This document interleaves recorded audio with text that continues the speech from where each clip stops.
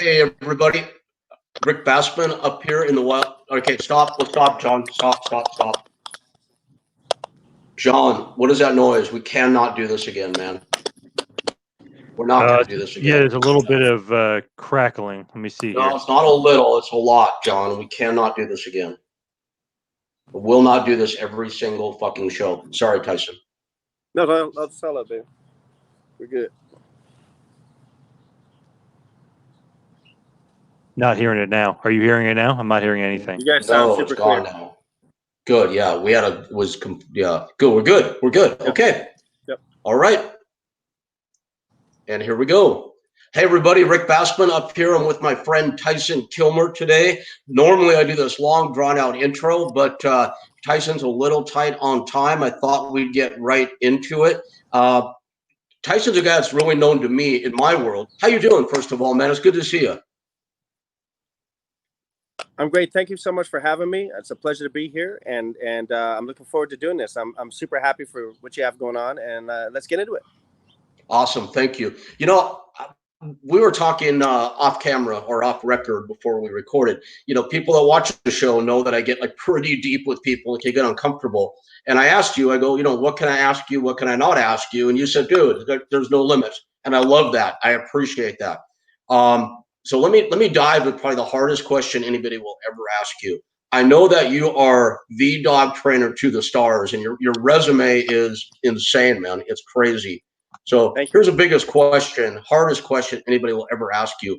When exactly will you be hooking me up with Kate Beckinsale and Maggie Q? That's what I want to know. Well, my 7:30 tonight is with Maggie, so just FYI, which is part of the reason for the hard closing of the show.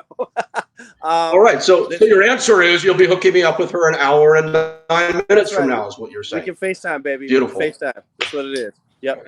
John, you heard that, didn't you? John, did you hear that? Yes, I got it. Got it. It's on record now, baby. That's good. So Tyson, man, how's it going out there in LA? I know that you're a guy that like has no shyness about inserting yourself right into the mix. You're opinionated. You're strong in your opinions. You know, you're a man in charge. I know that about you. Yes. What's going on out there in LA right now? And look, there's a lot more to you than the dog world, but I want to focus on that first. Are people taking care of their dogs right now? Are they not taking care of them? And where do you fit in there? I feel like in the LA culture, you know, people are pretty fanatical about their dogs at best. Most of these people would you know, take care of their animals through sickness, through, you know, whatever kind of situation that they're in. Even the homeless people out here take pretty damn good care of their dogs. So I think LA is kind of, you know, a little bit over the top in terms of the levels of care that people go to. So even in a crisis like the one we're suffering right now, I feel like most of the dogs are doing, you know, pretty okay.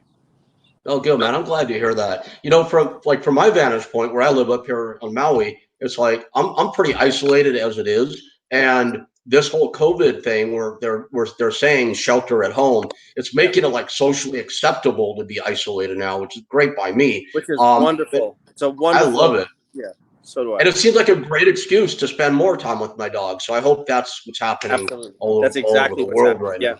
That is very much so. I think any of the areas that we would be participating in a home life are flourishing during this crisis. It's a strange dichotomy between the suffering that's going on and the pain and a lot of the mental health issues that are actually happening out there. Contrast against, you know, the enormity of being able to spend days with your animals, you know, being able to spend days with your children and your family, very much uninterrupted by the normal crush of daily life. It's an interesting thing. There are a lot of upsides to it. I love a lot of the upsides to it. At the same time, I have a lot of empathy for what's going on out there, and I really, you know, worry for a lot of people and a lot of animals, especially in this polarized environment. Okay, so that's okay. Polarized environment, man. That is like the theme of my life, at least insofar as this show is concerned. Because in my mind, it's so polarized right now. It's disheartening, man, to see what's going on out there. How do you define that polarized in today's environment, and how is that affecting you, if at all? Well, Rick, you know, none of these things ever really affect me. I try to create a lifestyle that's more of a meditation and a mantra than you know, a lifestyle that's being affected by the energies that are happening all around us. I observe them, I see them in the news, I observe them on the streets, but my lifestyle is very much secluded, and I put a lot of emphasis on making sure that I'm waking up correctly, that I'm hydrating correctly, that I'm meditating and praying correctly, that I'm forgiving correctly, that I'm aspiring correctly, setting my intentions on a daily basis.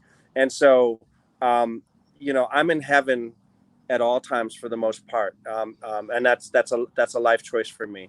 I take the news and the stories that are happening out in the world in small doses. I like to touch in and touch base and find out what's happening and keep my finger on the pulse, but I don't want to be of that pulse. I do not want to allow the resonance of that pulse to affect my daily life too much, because dude, I feel like if we stay in our heart space, if we stay in a healthy space where we're fulfilling our needs, taking care of our godliness, our manliness, our machismo, all of the stuff that is important to keeping me personally feeling alive, then I can be far more effective and affect more help and change for people in need. Dude, that's a beautiful perspective. And you know, typically at the end of these shows, I would ask people, you know, what would be your advice to people that are suffering out there? But man, to me, you just gave that advice. And every action that you described taking, meditating, setting intentions, remaining close to God, all that sort of thing. The beauty in that, man, is none of that costs you a penny. That doesn't cost anybody a penny. Because as you know, a lot of people these days will say, yeah, well, I would do that if I had this. So they're presetting conditions that they're allowing to get in the way of their progress. So what I would say to these people, Rick, is if God commanded you to be happy on the earth today, what would you do? You'd be happy, obviously. Because I feel commanded to be happy, and I feel directed to be happy. And so that's my directive. And I know that when I take care of myself appropriately, when I put the time in and put the work in, that my battery is charged and I'm good to go to help other people as well, and to have a healthy perspective as well. Because people need healthy perspective during these times. People are really shook up. People are scared. You know, I'm not doing poorly during COVID. I don't do poorly. It's not in my directive to do poorly. That's not what I'm here to do. You know, I'm here to do the best I can and to live my maximum potentiality. And so that's exactly what I'm doing on a daily basis, regardless. Some days I have more than others. It's all good, but I'm doing the best that I can do on any given day, for sure. It's a choice and a practice, obviously. And that's what I'm hearing you say. How many years now have you been consistent in this type of practice? I would say I began to find myself in my mid-30s. Okay. But all right. But it's been a real journey getting to the place where I'm at now today. You know, I've had to get over a lot of stuff, a lot of my childhood stuff. I had a tough childhood. I had a lot of fear and anger and stuff like that around, you know, what happened to me as a kid, which took me a long time to figure out. And then also, like, you know, the grind of trying to make it in America and trying to be successful and all of that stuff. But in my mid-30s, I kind of got to a point where I stopped giving a shit about money or giving a shit about what people thought about me. You asked me about my Yelp reviews. I love Yelp reviews. I think it's the funniest thing in the world. I think Yelp is the most useless company in the history of the face of the planet. I would give them no energy ever. These people call me and try to do business with me like at least 10 times a year, and I would never do business with this company because it's a disingenuous company. So, you know, a company that makes their living off of rating how people feel about each other is nonsense. It's a pretty faulty premise to begin with, man. There's no doubt about it. And to explain to our viewers out there, I brought this up off camera with Tyson. So to clarify, and by the way, I agree with you. I can't even navigate Yelp. That's just the transactional side of it. Forget the philosophy of it. If you're calling Yelp to get a hold of me, just don't bother calling me. You can't afford me. Got it. You're not on my level. you know, fuck me, I ain't that dude, bro. I'm the dude for the people above that have real liability, that need their shit fixed for real. I'm going to ask you about that. That's the most important part of this conversation. Yeah. But people watching this, you know what they're going to do now, right? They're now going to go to Yelp and search you. So now I have to ask the question. Now I've got to ask. So there on Yelp, there's a good number of reviews on you, and it's about pretty much straight down the middle. Half of them are 1 star that just kill you. The other half are 5 stars where you are like the second coming, man. Why is such a disparity? What do you attribute that to? I would attribute that to the mindset in America today. This is a polarized culture. It's real simple. In my opinion, listen, I'm a Democrat. I'm going to tell you that, but I'm no liberal. And I'm a gun-toting Democrat. I'm a fighter. I'm a scrapper. I have a 6th grade education. I was raised on the streets. I was abandoned on the streets. I pulled myself up by my bootstraps and made something of myself. And the way that I made that happen was by having very powerful ethic, very powerful voice from God that directs me, by working super hard, by being honest and providing more value than anyone ever asked me. And so when we're talking about Yelp, when we're talking about people's opinions, well, you know, listen, people see that I work with Marilyn Manson, Sheryl Crow, Rose McGowan, you know, all these people, whatever it is, Kate Beckinsale, all these people, whatever it is, right? And then they can see that on some online platform and fucking call me as if, you know, but the thing that these folks don't realize is that, like, the mindset, this is not pedestrian work. You know what I mean? If you're calling me and you don't have your shit together, if you're calling me and you're not committed as a family member, if you have a wife and kids and you don't listen to your wife and kids and you're calling me and you want me to help you with your dog, you're going to get a gigantic fuck you from me. I'm not going to be your dude. Listen, my work is about coming together. My work is about honoring our wives, honoring our children, honoring our families, being honorable. It's about giving more than you receive. A lot of people think that they can pay a little bit of money and that I'm going to say yes to them. The answer is absolutely fucking not. That's not what you're hiring when you hire me. I'm here to do a job. I'm here to change your animal's life. I'm here to change your life.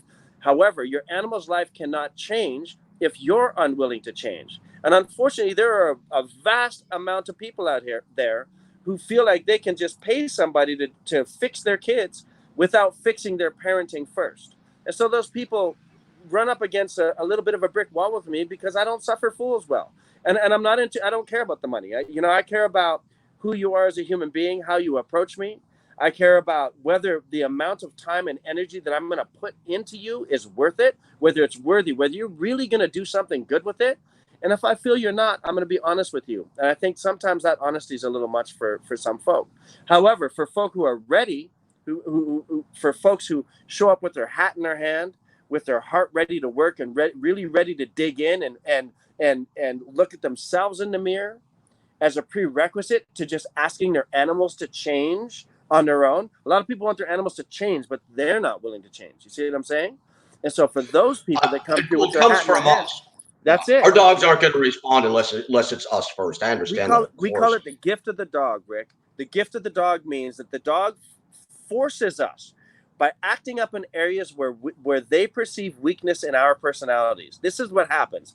They find the weakness in our personalities and they act up. And until we're willing to face those weaknesses in our personalities, we're going to be living in a shit show with our dogs. And so the work is not just about fixing dogs. The work is about healing humans en route to finding deeper and better connection with dogs. Dude, there's so many questions I want to ask you right now. I'm going to get back to the more macro, more important stuff in a moment. But I got a question about a dog now, and I'm not asking you for free advice, by the way. I want to see where I'm lacking, and I don't mind being told. Trust me, I'm an open book, man. Yep. So my newest dog, Dennis, he's not that new. I've had Dennis for 2.5 years now. Dennis was a pig hunter. Maui dogs are trained to hunt pigs for better or for worse. All right. So I take Dennis out now. He sees any animal, he wants to go. Now he's actually not aggressive, but he'll charge. I know more than 95% of people when it comes to taking care of a dog and training a dog. Dude, I cannot correct this behavior. Okay, what am I missing? I'm not asking you how to do it. I'm asking you what I'm missing. Yeah. my first guess is that you're trying to or attempting to fix the behavior in the moment where the behavior is actually manifesting.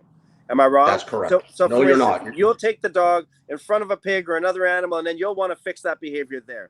The problem is that's the wrong place to begin. The correct place to begin is in a place that we call the womb. Okay, the womb is inside your home or inside a crate, but in a controlled environment with no distraction. Okay. And in this environment, we will create a protocol for how our animal will listen to us, how they're supposed to listen to us, where their body is supposed to be positioned, as well as how we're going to communicate, utilizing passive and aggressive body posturing and telepathic communication. So we're going to feel it in our head, and people get freaked out, you know, when they hire me and they think, oh my God, I'm going to have to learn telepathic communication. I don't even believe in that. But let me explain. I know what you mean. First, okay. So we go from our head to our heart, to our solar plexus, and from our solar plexus to our hands through the leash to the animal. Okay. So I want you to visualize what you want, send it to your heart, send it to your solar plexus, and breathe it out through the leash to your animal. Okay. And we're doing this in a closed environment. I'm going to remind you, there's no distraction. There's nothing for the dog to chase. And then what we're doing is we're teaching the animal where we want the body position. And what I would teach you is that I want that nose an inch or so behind your left knee. Leash in the right hand, dog on the left side. Dog's nose an inch behind your left knee. Here's what you need to learn, Rick, and here's what you don't understand, and here's where you're faltering, okay? Is that your dog has led you in the past. Your dog has gone through doors ahead of you. Your dog has walked ahead of you, and you've allowed this to accumulate, this behavior to metastasize and accumulate over time. And so what that means is when the dog is ahead of you, they're the leader. And if I have permission to be candid, I'll ask you first. No, go right ahead, of course. Yes, okay, please. So there's only a few things this dog's interested in by leading you. First is the establishment of territory. We call it to fight, fuck, and procreate, right? They want to get ahead of you so they can establish. Do you get what I'm saying? I do. However, by the dog's pack rules, if they relinquish that control to you and allow you the lead consistently, and when I say consistently, what I'm saying is at least 12 to 1,300 repetitions with no failures in a row, okay? All right. This will establish a habit, and this habit will mean that if the nose is behind your knee, your dog will defer to you as a leader, because by their own rules, it would be very K10, which is French for tacky, to try to get ahead of you. It's not about the pig. It's about getting ahead of you. If they can't get ahead of you, they can't go for the pig. You see what I'm saying? I 100%. Now I'm visualizing. Yeah, because sometimes most of the time I'm the alpha, but it's not all the time. And you're right. And I do let him get it. You know, I can on command get him to back up and do certain things, but I'm not consistent. Thank you for that. I'm going to start practicing tonight. How do people get a hold of you if they want to learn more? They don't. Yeah, you're too busy with Maggie Q and Kate Beckinsale, are you? Well, here's the deal. I mean, I'm not saying that I'm not taking on new people. That's not what I'm saying. But, you know, I have never put myself too far out there. The way that I work my process is that the people who know how to find me. And if you have 6 degrees of separation, and if you know the right people, you can get to me. You know what I mean? Got it. And, you know, Yelp keeps calling me and they keep saying to me, you know, 8 or 9 times a year, they call me and they keep saying, we can help you expand your business. I'm like, fuck you. I don't need your business. The young people are actually calling you. That's awesome.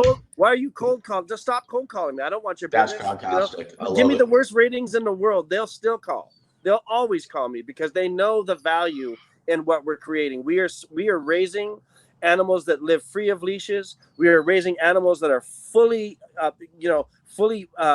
learned in all things traffic, hiking trails, dog parks, how to live in hotels, how to travel with people like Lenny Kravitz, how to be on tour buses, Learjet, on and off of private planes. Yeah, they know how to live leash free in harmony, period, point blank. They can cross the street in New York City by themselves. They can cross the street and be on the other side of the street from us. The results speak for themselves. And so people who know. And I'm not really just out there for the general public to reach out to. It's too much work. You know what I mean? It's too much explanation. You get what I'm saying? I do. Let's go. Yes. Thank you. All right. You talked a lot a few minutes ago about ethics. Now, I can tell you live by an ethical code, morals, your moral ethics, your work ethic. Now, yet you grew up, as you described, in a broken home. You were on your own. Where those ethics come from? Well, I've been visited by God a few times in my life. Thank God for that. All right. I've always had a voice, an inner voice. I've always had an inner voice that I listened to. I always paid attention and honored my inner voice. I'll do the same as well. Thank you. Mine's probably a little more exciting than yours. It looks like it. Yes, it does. I've always listened to that voice. And so in lieu of having a good mother and a good father, one of the exercises that I chose to do in my time of need as a young boy was to choose 1,000 mothers and 1,000 fathers. And so what I would do is I would find human beings who had attributes that I really looked up to that I did not possess as a young kid. And I would get next to these people and learn from them until I learned how to, at least in a rudimentary fashion, pick up some of those attributes and utilize them. Pardon me. And by doing that with many women and many men that I looked up to, I was able to formulate my moral code in terms of how I would like to carry myself. One of the things is always treat people the way you want to be treated as well. And then, you know, another one of my great mentors was a guy by the name of Mills Lane. Do you remember Mills Lane? I know. Yes, I do know who that is. Yes, of course. And his handle was firm but fair. All right, so that's a pretty special guy to have gotten next to. Now, a question I'll often ask. A good friend of mine was on, been on Talking Tough twice actually. His name is Dion Joseph. I have a feeling you and Dion would get on really well. He's like Black Superman. This guy is a trip physically. He is known as the Angel of Skid Row. He's the LAPD sergeant who runs the Skid Row beat in Los Angeles. This guy sees the worst of the worst on a daily basis. I asked him, you have a homeless kid or homeless teen on the streets who has nothing, not just in terms of resources, but nothing left in his head or his heart.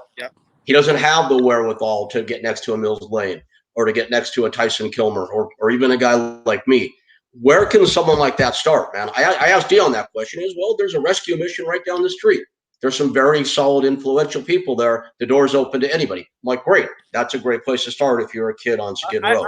I would say this. I would say that we all have a voice inside of us. We all have a voice.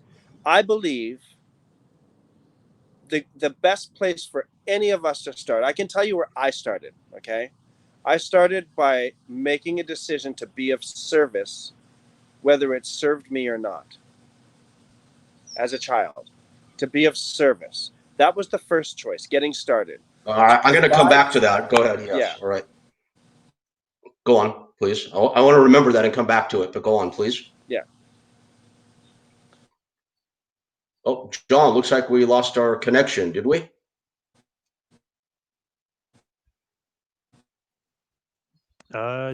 Tyson is definitely paused right now. Let me see here. All right. Hopefully but he's a good guest, isn't he? Wow. Yes, excellent. Yep. To be of service. Oh, all right, Tyson, just so you know, you from our side, you froze for a minute or so there. So the last thing we got was when you were talking about being of service, whether or not it was of service to yourself. Right. And I mentioned I want to come back to that, and I do, but go ahead. Yeah. I believe that being of service in general is the starting point for self-healing. We got to be of service to others. We have to give. So if you're on Skid Row, then there's people all around you, and you can find, ways to create random acts of kindness, immediately. I just believe that the random act of kindness will start a ripple that will lead to something, that will lead to something else, that will lead to something else, that will lead to something else. I think that the missions are great. There are a lot of great resources and places to go out there to find that. Now, by saying I don't want everyone calling me for my services doesn't mean to say that I'm not open to helping at-risk youth or helping all sorts of people all over the world. I don't want to misconstrue the two. Those are separate things. I do all sorts of things for people in need. I give my services away all of the time, and I'm all about that. in my experience, the first thing that we can do, because you don't need anything to do it. You can listen to God. You can listen to your God. I don't care what God it is. Forget the moniker of which God it is, or what practice or what religion. Listen to your God. Be of service. Wake up and try to be of service. The next thing is to set your intentions. So there are a couple things that we do every single day. We wake up and we have a choice on how it is we want to approach the day. Correct? And we breathe. Yeah, absolutely. And so we breathe. I don't even know how many times a day. Thousands and thousands and thousands of times we breathe. But how many of those breaths are intentional? Some people 0 in a day.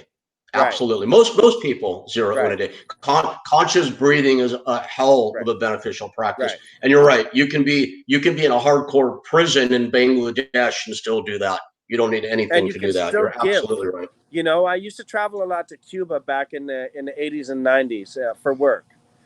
And to other places in the world that were really, really struggling, where the people on the street were really struggling financially, struggling in a lot of ways, in repressed cultures.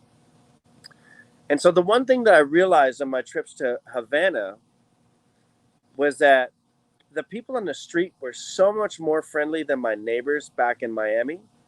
Mm-hmm. And they would take me in and feed me and love on me and get me tipsy drunk and, just invite me into their homes and give me whatever the hell it is that they had. And so the takeaway for me as a young guy in the 80s and 90s was that we have so much stuff over here in the States. We have so much material stuff, but many of us are lacking the empathy to really reach out to our neighbors and really love and be of service. And we don't know what the other side is. I'm feeling like we're like brothers from another mother here for a moment, man. I really am. Something I started doing I went through hopefully my last major, hit to the bottom, not that long ago, man, like 3 years ago. And, at least I was no longer homeless, which also wasn't that long ago. Wow. I got into 3.5 years ago. I got into a home. Oh, dude, that's my misery. It's that's such a whole an different honor thing. To be on here with you, brother. You're such a fucking warrior, and thank you, man. I appreciate that. Yeah, man. Yeah, it was a good couple of year run, man. 4 back surgeries, followed by drug addiction, followed by poverty, then homelessness and depression, you name it. And then I was an asshole because I was on drugs, of course, so I killed all my relationships. Anyway, they're almost all back now, thankfully. Most people have taken me back. Thank God. It's very nice of them. But when I got to this home where I live right now, that's when I hit my bottom, man. Suddenly I'm on Maui. I'm in this beautiful home that I pieced together. I was so lucky to get this. And that's when I crashed and burned. And you know how I got out of it, man? I got out of it because I was on Facebook. I spend way too much time on social media. Now I post on it. I don't read it anymore. But I go read that shit out there and all of these people posting their suffering. And I started writing messages to people on Facebook saying, hey, I see what you're going through. Did we lose Tyson, John? And we lost everybody. He is buffering. Okay, we'll wait for him to come back, and I'll finish telling him about this, and then we'll go back to him. Yep. There you are. We're back. There you are, brother. Yep. Yeah, so all I was saying is I started, I was sitting here being depressed. I finally had a home for the first time in years. I had enough money to get a Netflix subscription, so I'm like binge watching Netflix all day. So I really didn't have it that bad. I had it pretty good, right? But what got me out of it was going on Facebook, seeing people that were in abject misery, and something struck me to start direct messaging them. And the message always kind of started the same way. It's like, hey, you don't know me, so my apologies for intruding, but I can relate to what you're posting about. I've, been there or somewhere close to it. And you know what? This is probably really obnoxious for me to ask you, but can I call you? And it was amazing how many people got back to me, man. Yeah. And I would call people and have, and I'm not a psychologist. You're way more articulate than I am. I wish I had your ability to articulate. So I probably could have really helped people a lot more than I did. But it was just reaching out and showing somebody else that you care. It didn't cost me anything. And my practice now is, and this is why I'm saying like we're like brothers from another mother. what I do, and John's heard this a million times. I bet you John is rolling his eyes off camera right now because you know it's coming. But every day I go out, man, I make a conscious effort that the first 5 people I come across, no matter what mood I'm in, no matter what's going on, no matter how they're acting or how they look or what they're doing, I am like incredibly and as sincerely as possible nice to these 5 people. And you know what, man? You do that, you turn yourself, or you start to turn yourself, and you might put a little bit into that person, which starts to turn them, at least for the moment. So there's always shit we can do to help people, always. And but I mean, what you're describing to me is what just saved your life.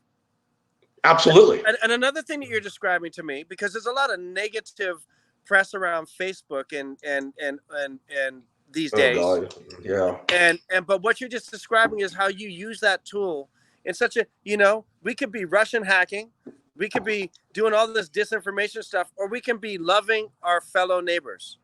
And another thing another point that you brought up that I feel is just uber important to just speak on for a second, is how easy it is for people. People will get back to you. People are hurting. It's not rocket science. If you just put your heart out there and you give, and listen, I don't have to get into your history to know that you're an axe murderer, tough ass,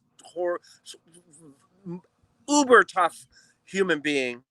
And you see me, you know what it is. But the most powerful moves I've ever made are in raising the children that I have to the best of my ability, and being a lover, finding my love, and really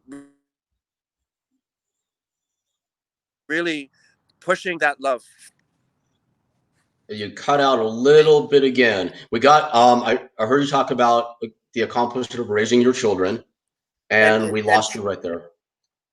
And then secondly, it's been, learning to find love in my life, love in my heart, and to project that love outwardly on a daily basis with the people that I feel are worthy of hearing it, receiving it, and reciprocating.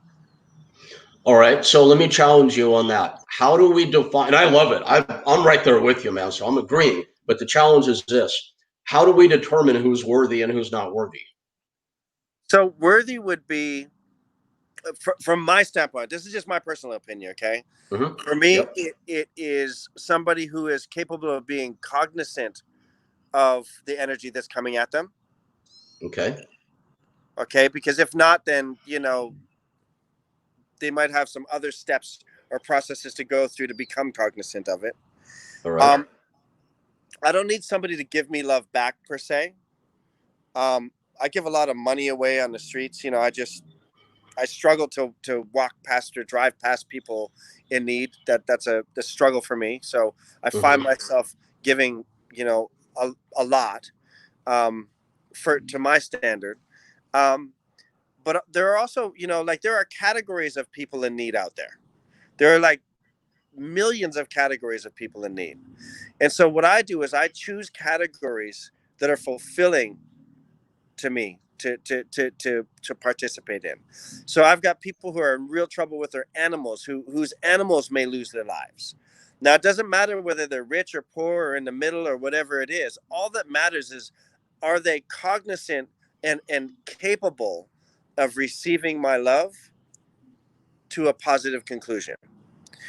I work with lots of youth out there, just kids that are in trouble. I gravitate towards thugs and misfits, and not just thugs. People would think that I run to the thugs, and I do, because I'm not afraid of thugs, and I like a good thug every once in a while. We run in the same circles, my friend. Yes. But I'll also take in a transgender or just anybody suffering. I'm down to put my energy in, as long as they can hear what I'm saying, as long as they're in a position where they are ready to receive the energy. Because there's nothing more frustrating for me personally than giving the energy to somebody who is not ready and doesn't want to hear it and doesn't appreciate the energy. I'm also too old and too tired. You know what I mean? It's like I have very little time in my day, with the people that I work with that require and demand results. My people demand results. Their problems have to go away our transactions and interactions must lead to their problems going away, and that's a very serious thing in my life that takes a lot of bandwidth. And then behind I got you. It's like an addict ready to make a change. Either they're ready or they're not ready. I got you. Right. They don't have to be rich. They don't have to be poor. They don't have to be good looking. It doesn't really matter. Well, a lot of my people are targets. A lot of my people are targets and have more liability, though. Sure. And it's tangible, you know. So it's a type of thing where, you know, like let's talk Lenny. Let's dish on Lenny a little bit, right? So this guy, he's got 200 shows. Show after show, he's exhausted. He's beat. He's showing up in whatever town. Let's say New York. He's going to sound check, and he's trying to just walk his dog, and he's trying to multitask walking his fucking dog and getting to sound check. So because he doesn't have time to do both. You know what I mean? And then he gets chased down by 50, you know, crazed fans that corner him, and his dog wants to bite their face off. This has to go away. It has to really actually go away. And the issue is that he's not going to have more energy in that situation the next time. We already have to factor in that he's exhausted, that he's overworked, he's at his wit's end, he's just trying to get through a date. His mind may not be, you know, he's not fresh. You know what I'm saying? And so we have to create an animal that has his back when he's not fresh. When he's going somewhere he doesn't even really want to go. He really wants to go back to his little island retreat and chill. You know what I mean? Mm-hmm. And so these are the responsibilities that I carry on a daily basis to help facilitate change in people's lives so that they can have a dog present. Because that dog probably saves his life or saves a lot of their lives. With the schedule, people have an idea of these folks that is not true or accurate for the most part. These people are working really, really hard. They're really tired. They're hurting. They're exhausted. They're lonely, and they rely on these animals. You know what I'm saying? And these animals become very protective of them, right? Sure. And so I don't have a lot of time outside of my professional life to spend on anything else other than my children and my family. Pardon me. So is that your personal life now? That's your personal life, your family right now? Oh, absolutely. That's my. I'm a dad. I'm a father. That's my. How old are your kids? How old are the kids? Everything. Absolutely. Right on. And how old are your children? My son is 17. Okay. My son is 17. His name is Tyler, and my daughter is 14, and her name is Aaliyah. At very pivotal ages too. Good thing they got dad with them right now. That's awesome, man. Good for you. There's no more important job. That's for sure. Thank you. Hats off to you, man. Now you're in LA. No, that's it. How many times? This is going to sound like an off the wall question. How many times have you been approached to have your own reality show? I'll bet you it's like in triple digits. Oh. I've been approached thousands of times to yeah, man, I'm sure. You know, I'm Tia Torres and Linda Blair, Shorty. Oprah, BBC, Mark Barnett. I've been signed to Oprah, BBC, Mark Barnett. Offered part of the, you know, Dog Whisperer franchise. You know, all of the above. Okay. Yeah, you know, Shorty is an old friend of mine. Yep. Shorty was actually my mini-me in my pro wrestling company, if you can believe that. I love it. And it was awesome. He actually beat the shit out of me at the end of it. It was fantastic. But sure, you ever been speared by a midget? It was a lot of fun, let me tell you. But you know, Shorty, people, Rick, they're little people. Dude, I'm a little people, so I can say that. It's okay. I got you. It's all right. Okay, got you. My bad. It's all right. Yeah, I mean, I'm 5'4", but I consider myself a little people. There you go. I wouldn't fuck with you. Thank you. But you know, like Shorty, Tia Torres, Linda Blair, they're all old friends of mine, and I'm sitting here listening to you and watching you, going, why does this guy not have his own show or not had his own show? Just no interest, or the deal wasn't right, or just Hollywood being Hollywood didn't happen. What's the reason?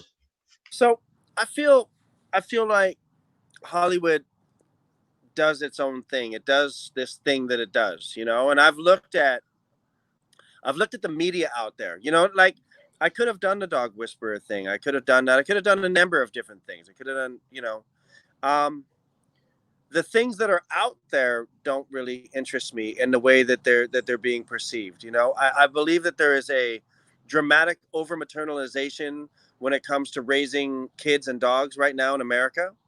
And I believe that the lane that's being offered is for folks who want to live that dramatic maternalization type of thing. When on the streets, the reality doesn't match, the carpet doesn't match the drapes in terms of what the hell is happening on the streets with these kids and these fucking dogs. And they turn on the TV and all they're being offered is, kibbles and bits and kiss your dog to death. And that's not the fucking reality. The reality is, most of the people I know have big dogs, strong dogs, aggressive dogs, and they need some real guidance and somebody to be able to talk to them and guide them as a parent, as a burgeoning parent, guide them as a strong young individual, male or female, and then also guide them as an animal communicator in a very real way. And it's not PG, it's not, brought to you by Kellogg's. And that Hollywood dance has just been, I don't know. It's been less than interesting to me. Okay, I figured there must have been a reason for it. I was curious. So I guess when I finally launch my dog park dating show, you're not going to be the host then.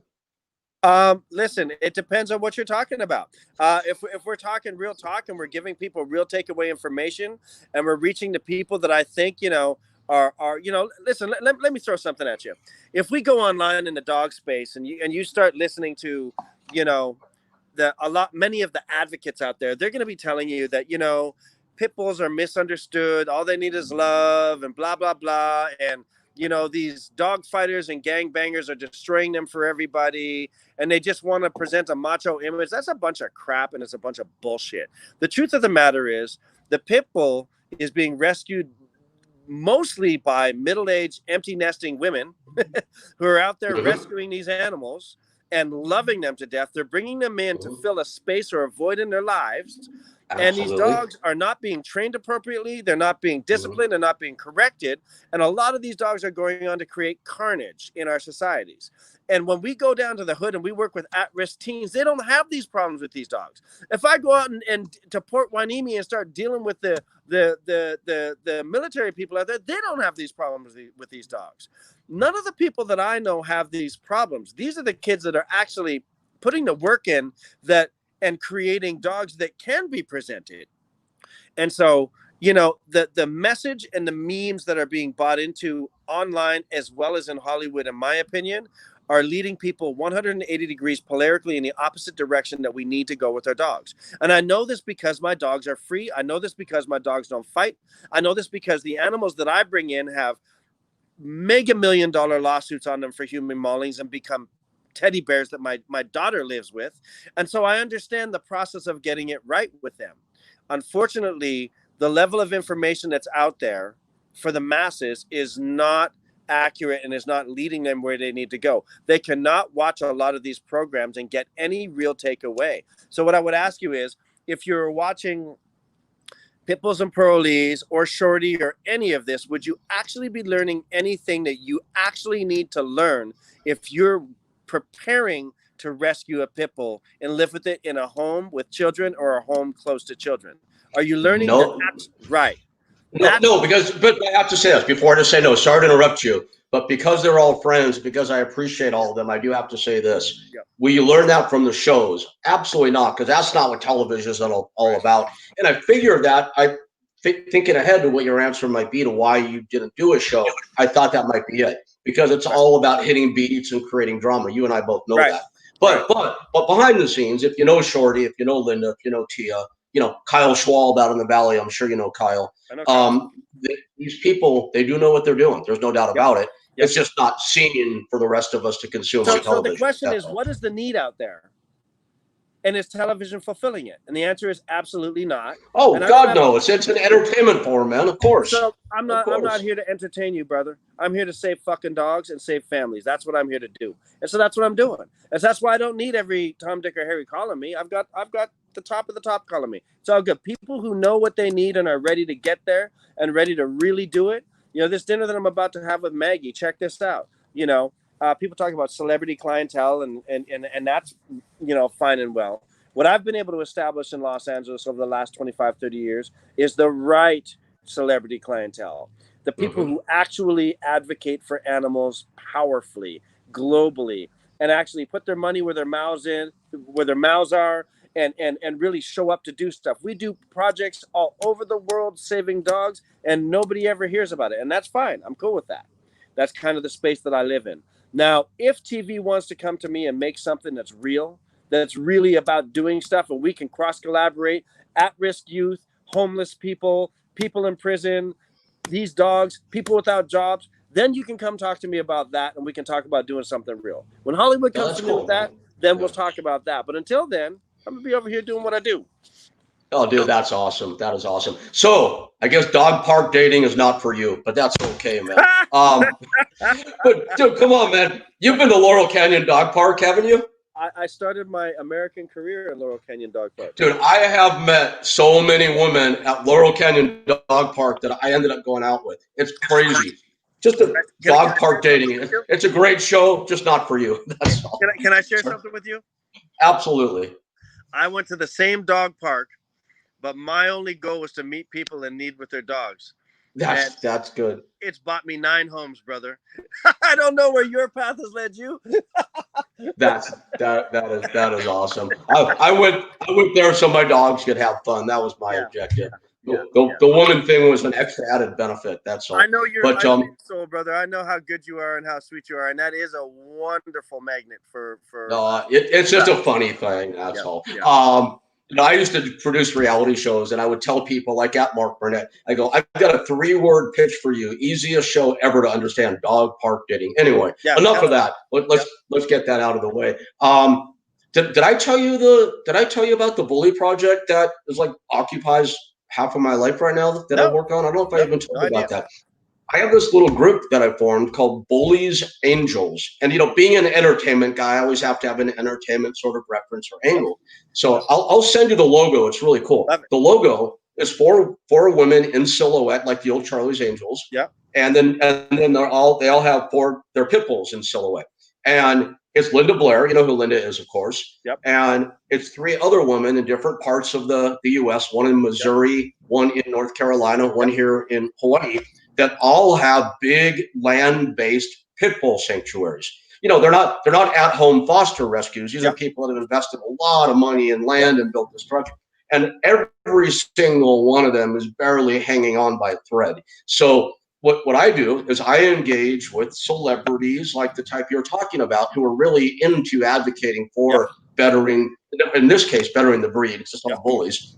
And we create merchandise items and merchandise them in flash campaigns to benefit these 4 ladies called Bullies Angels. So that's my thing for the dog world these days. I love that. And I love it. I love the ladies. I'm not saying they're all doing the greatest job. They could all do better, but their hearts are in the right place, man. Oh my God. Well, and they've dedicated their lives to saving us. I have a thought on that. I have a thought on that.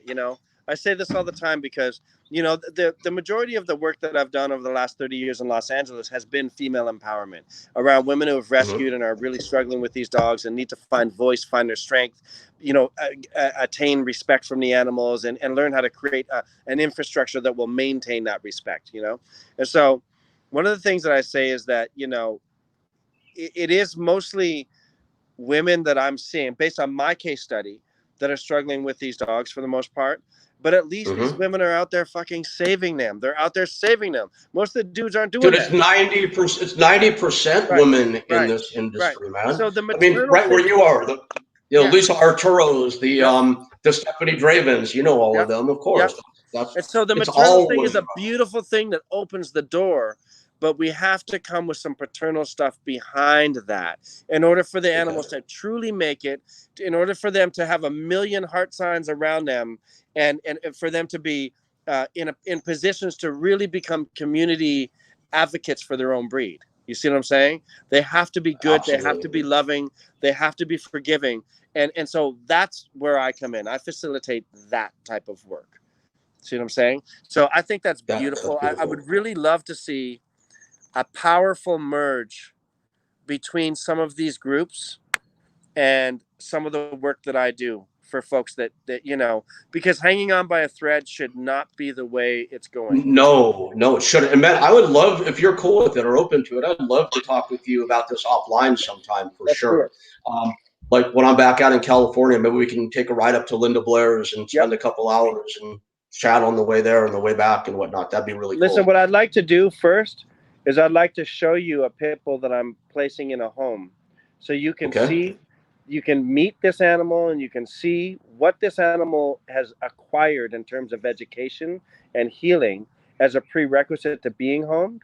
And I'd like for you to come and observe the animal in the home before we do any of that, because there's a dramatic difference between what I'm doing and what's being done out there. And I believe that if people gain access to what we're actually doing and how we make this work, it'll become the standard for everybody. I mean, why wouldn't you want this? I brought this dog in as a first-time home visit last week. We did a training session with the whole family, but what happened was it wound up being there was a birthday involved and some other people started showing up. And all of a sudden there were 20, 30 people in this home, and then people were hanging out. The session ended and it turned into a social function. And this dog, having never been in this home, leash free, was able to hold command, stay on beds, be out of the way, interact and engage with people when invited, behave perfectly, do everything it was asked to do on the very first home visit. And I would contend that if this was the reality for everybody with these animals, that these dogs would remain homed and never, ever, ever leave their homes. That's what it's all about, man. Because we all know the number, we all know the shelter numbers, and it's really sad, man. I would be not 2.5; it's more like 5. Yeah, I know, right? I know. Off the books. Yes, it'd be my pleasure and privilege to get to see that, man. If you'd open that door to me, I would appreciate that very much. It would help me do my work better for sure, and I always want to do better for the ladies. So that would be a great thing. Love to do but that. I know you have a training session coming right up, and I don't want to keep you from that. I'm gonna be back in Los Angeles toward the end of the year, and like a month ago on Talking Tough, we did a special show. We're gonna do it once a month. It's called Be Good, and it was a group of guys, a group of what I call tough guys. I don't mean to lop you into the tough guys, but you're a tough guy on by that measure. Not as tough as some of your friends, though, brother. Well, it was Lou Ferrigno and Butterbean and Boss Rutan and Sting all together. So we're going to be doing this monthly at the Viper Room on Sunset Boulevard if the world ever reopens. That with you. And I could see you there, like as a regular. You would be awesome. I'd love to. I would love to do that with you. Let's talk off camera, and we'll get into it. We'll chop it up. Most definitely. And I've got to call you on something though, man, because I asked a really important question earlier, and you only answered half of it. And the half was, I understand my hookup with Maggie Q now, but we haven't addressed Kate Beckinsale yet. No, man, I'm kidding. I'm just kidding. It's all good. That's another words, brother. I'm sure it is, but I am a man enough for that job. Let me tell you. I'm only so tough, brother. right. Hey, man, it was so good to have you on here, Tyson. Thanks so much, man. And I'm going to be bugging you again soon if you don't mind. Absolutely. Listen, it's a pleasure. Anytime you need me, let me know. And I'd love to see you when you come out. Love to have you over. We'll cook you dinner. You eat everything? Absolutely. No restrictions. Love to cook for you. Love to host you. You're welcome in my home anytime, brother. I really appreciate that. Thank you so much, my friend. Have a good one. Good luck on your show. It's amazing. Super proud and honored to be here. Have a great one. Thank you, my friend. All right. Peace. Take care. Bye-bye. Yeah.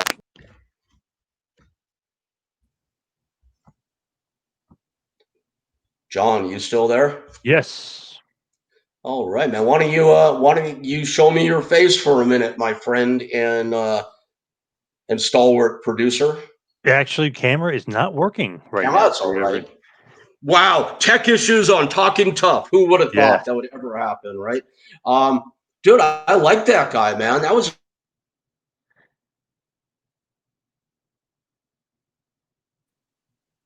Yeah, he's got a great attitude. I love his confidence. I'm just thinking, man, where's he getting these Hollywood hookups? I mean, Maggie Q, Kate Beckinsale, it's pretty damn good lineup of Hollywood so-and-sos that he's taking care of over there. Yeah, they're dogs. The list is huge, and you could Google them and you see the list. It goes on and on and on.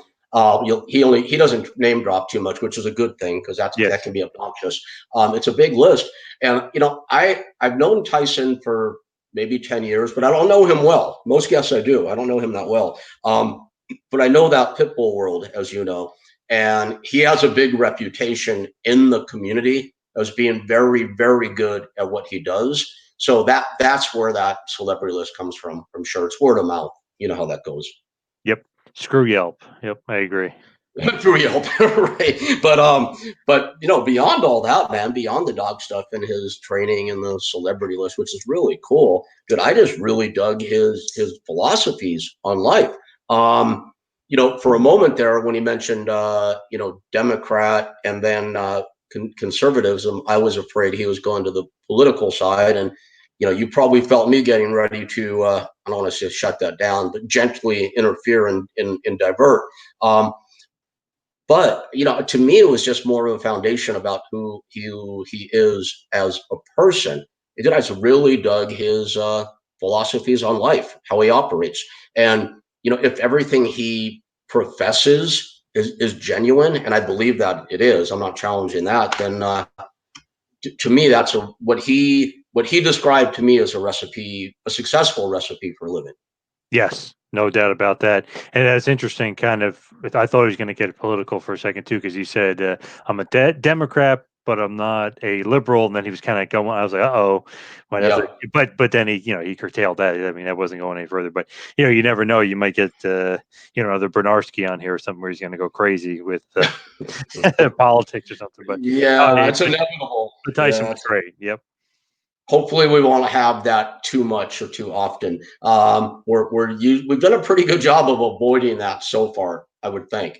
But that's until next week's show, of course, which is on the three-way dance. We have who? Donald Trump and Barack Obama, right?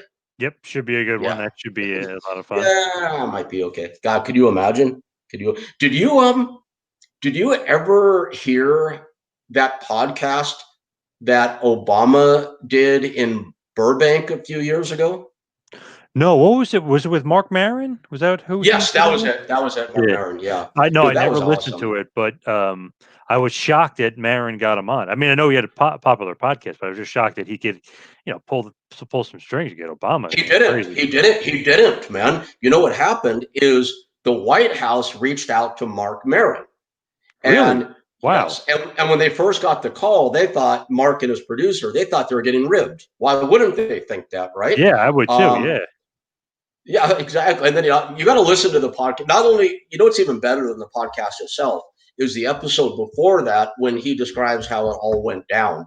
Dude, I mean, when's that going to happen for us? I'm sure Trump's going to be calling us any day now, I would imagine, right?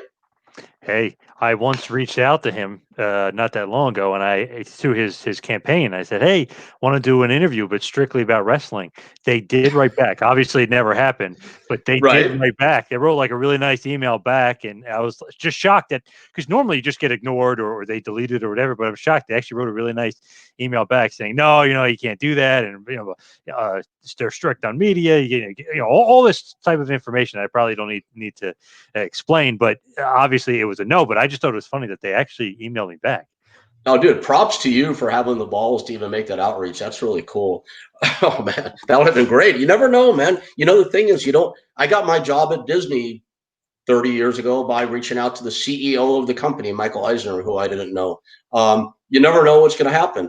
Did I ever tell you that I had a meeting with Donald Trump in his office in about 1987 or so? I never mentioned that to you.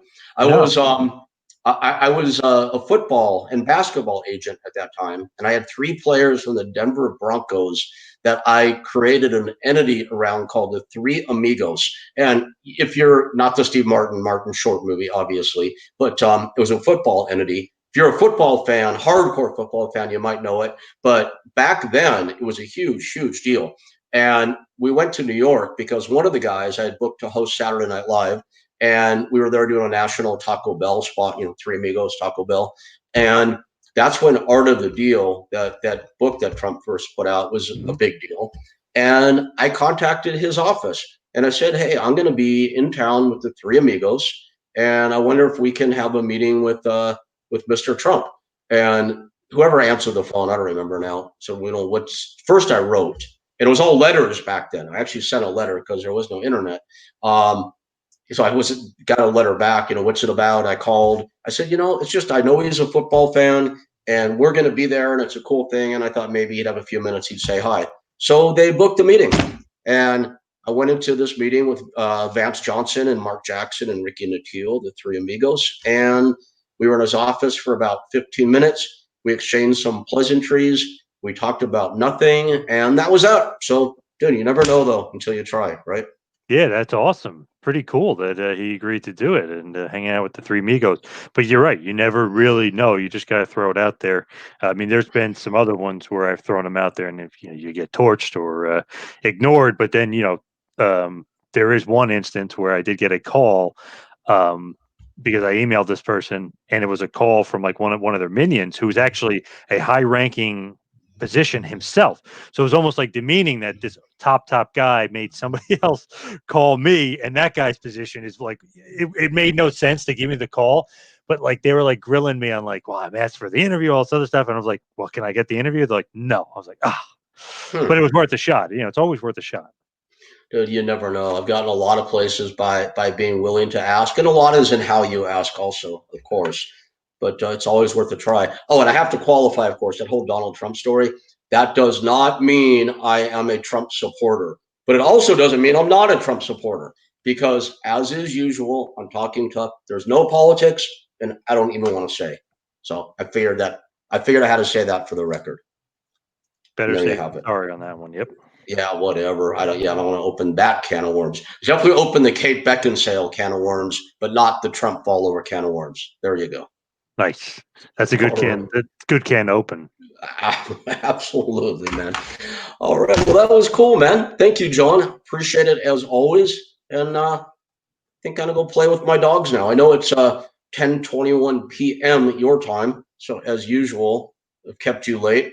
Thank you for staying late. And no problem. Tomorrow we've got God, who we have tomorrow? We have Luke Gallows and Don Fry together. That I like that pairing. That's going to be awesome. So that's something to look forward to. Yes, big time. Definitely looking forward to that for sure. Right on, my friend John. There's Rick Bassman here, signing off for John Pozorowski and the two-man power trip, and for myself and Talking Tough. Until next time, everybody. Thank you.